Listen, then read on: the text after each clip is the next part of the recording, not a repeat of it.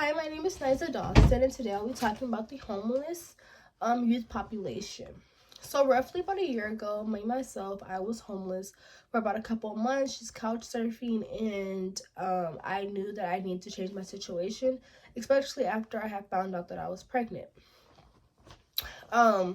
I had done my research, looked around to different shelters, and called around to see who was available and when I could get in potentially.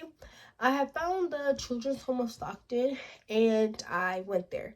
However, I knew that I could not be there with my child. So I knew that in about 7 to 8 months, I would have to find different living arrangements for me and my daughter. The children's home, it was shelter. However, I did experience a lot of mental health issues. The environment itself, I was exposed to a lot of different drugs that I knew nothing about. And the community was not the safest. It was very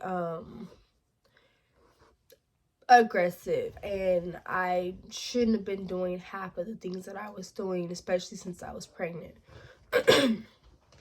So, according to the National Conference of State Legislators, updated March 8th, 2023, each year 4.2 million youth experience homelessness.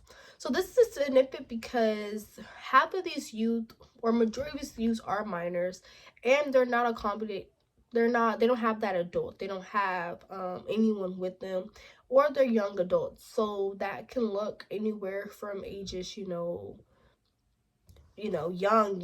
all the way up until 18 to 24, 25, and so on, so on. The problem is the youth homeless population, and I would say that one of the reasons why is the lack of awareness.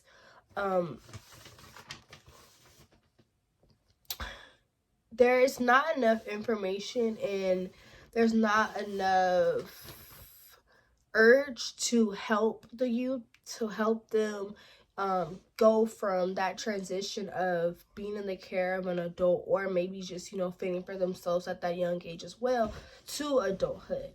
And it's also not an easy transition as either. There's a lot of things that you don't know about. You think it's so simple. I'm gonna just get an apartment when I'm 18, but no, you need to have those renters history, the credit history, and all these other things, not including the financial burden of having that 2.5 to 3 times the income. So I think that just not even having that part of the information is, it affects the majority of the problem as well. Then you have all the other things that goes within it, from how were you raised, where did you stay at when you were under the care of a guardian or your parent, or so on. So it's so many things that go into it, and the awareness that's around it is very, very small. You don't really hear about, oh, this program does this and helps with this, and this program will help you get that step in the door. The only thing that I've really ever heard about from just being a teenager was Job Corps. And that's the very smallest of all the programs that are out there and that are free.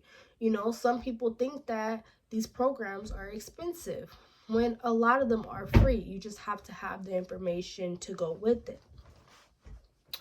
According to the California Coalition for Youth, January 2018 in California, 31% of the youth experiences homelessness in the United States.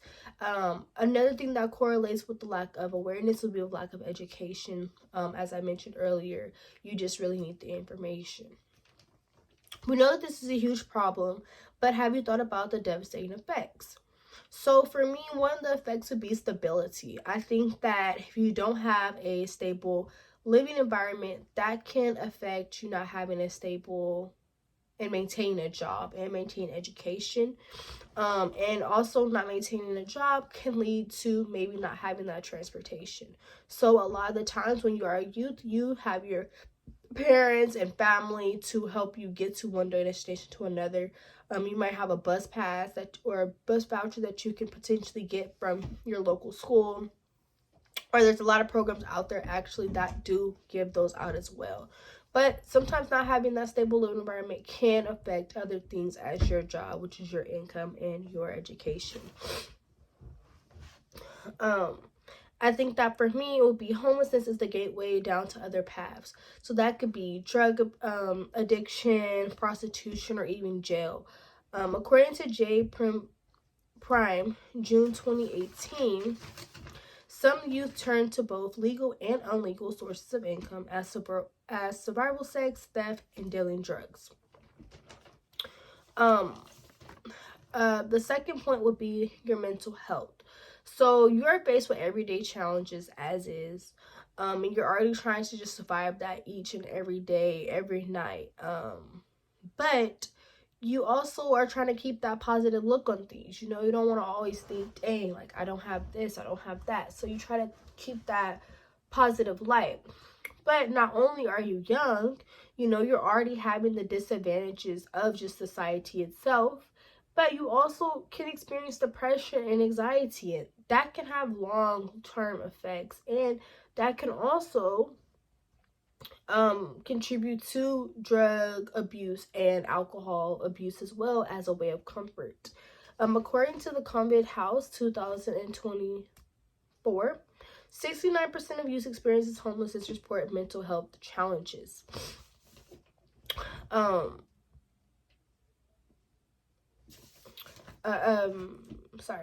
Experience mental health challenges. So as we see that these effects are devastating, let's discuss the solutions. So there is no clear solution. We must help each other and spread the word. Education among youth and more helpful programs would be the way to go. Educating youth can look like having more outreach events and social media displays.